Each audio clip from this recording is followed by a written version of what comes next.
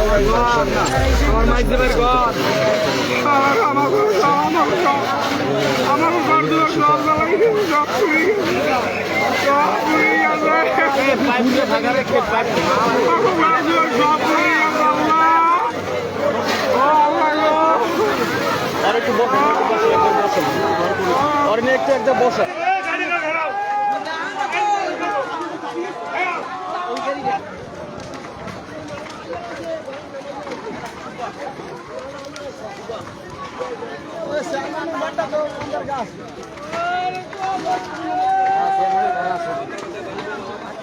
এটার পানি স্পিডে ধরা কি সর অবস্থা পানি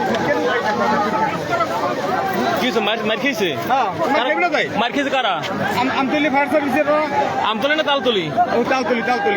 5 মিনিট চালাইয়েই কয় মনে করেন নাই শেষ তেল শেষ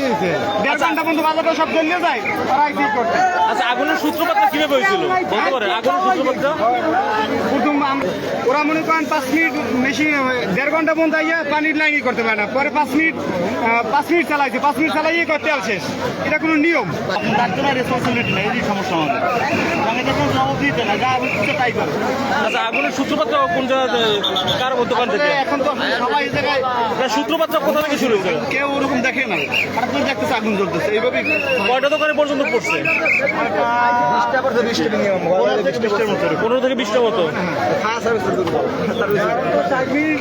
আফ্রিকা হ্যাঁ 12টা সার্ভিস কথা পানি নাই আবার এই সাউন্ড আবার আপনি আমতলিতে বললাম 2 মিনিটের ভিতরে হে বলছে কি 2 মিনিটের মধ্যে আমরা গুছিয়ে দেবো এখন লাগবে না আমি কইছি না তারপরে ফোন দেন ওরাই পারবে ওনারা আসতে বলেন আপনি একলা পারবেন না মানে আমরাই পারবো কিন্তু ওনাকে পানি ওনারা থাপ্পড়া পানি দিতে পারে নাই আমি সাধারণ মানুষের চাকরি করি আমি এই জন্য ওনাকে বারবার ফোন দিছি আমি বরগুনা থানায় ফোন দিছি তালতলিতে দিছি সব জায়গায় ফোন দিছি তাও ওনারা করে নাই যদি হেরা সেই সময় আসছে সেই সময় যদি পানি দিতে পারতো তাহলে এতগুলো ঘর পড়তো না এতগুলো ঘর পড়তো না ফায়ার সার্ভিস এসে বসে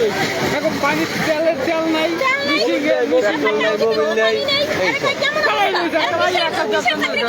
পানি নেই টাঙ্কিতে পানি নেই মেশিনের তেল নাই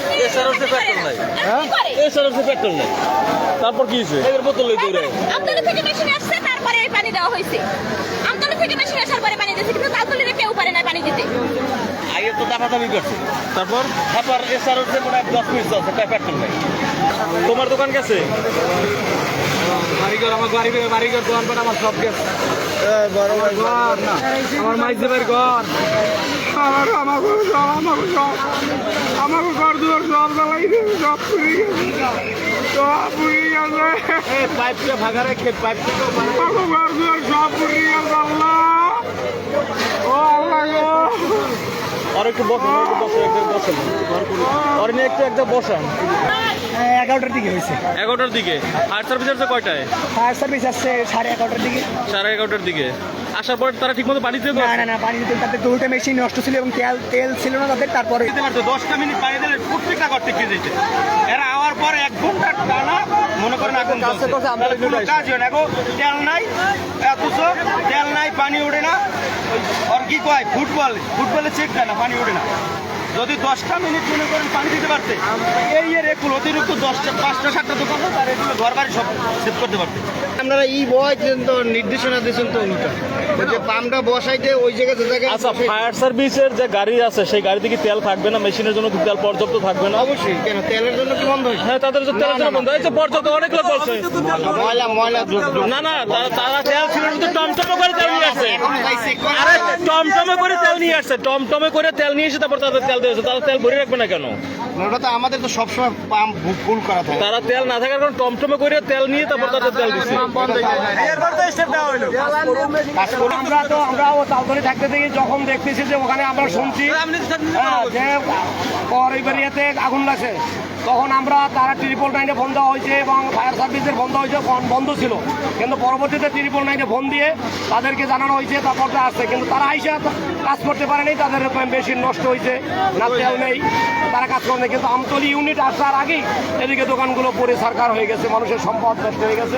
কিন্তু আদর্শাল আমাদের কিছু করার নাই, যাদের সম্পদ নষ্ট হয়েছে তাদের প্রতি সমবেদনা দুঃখ প্রকাশ করছে এবং তাদেরকে ধৈর্য ধরার আহ্বান জানাচ্ছে। আচ্ছা, এই ড্রাইভার কি তালতলী ফায়ার সার্ভিস এড়াতে পারে তাদের এই গাফলতির জন্য? এখানে যদি তাদের কোনো গাফেলাতি থাকে তারা দায় বেড়াতে পারে, যদি যান্ত্রিক ত্রুটি থাকে তাহলে সেটা হলো দুঃখজনক। তাদের গাড়িতে নাকি তেল ছিল না। এখন তেল যদি না থাকে, সেটা ঊর্ধ্বতন কর্মকর্তা আছে, প্রশাসনিক কর্মকর্তা আছে, তারা এগুলি খতিয়ে দেখবেন যে আসলে এখানে কোনখানে কোন সমস্যা ছিল, এটা সেই অনুযায়ী ব্যবস্থা নেবেন, এটা আমরা আশা করি। এবং এ ধরনের আর যেন ভবিষ্যতে এ ধরনের ঘটনা না ঘটে, এ ধরনের সবার প্রতি আহ্বান জানাচ্ছি। এই ফায়ার সার্ভিসে যারা আছেন, তার সাথে সম্পৃক্ত প্রশাসন যারা আছেন, তাদের প্রতি অনুরোধ জানাচ্ছি পরবর্তীতে আর যেন এ ধরনের কোনো ঘটনা, অনাকাঙ্ক্ষিত ঘটনা না ঘটে।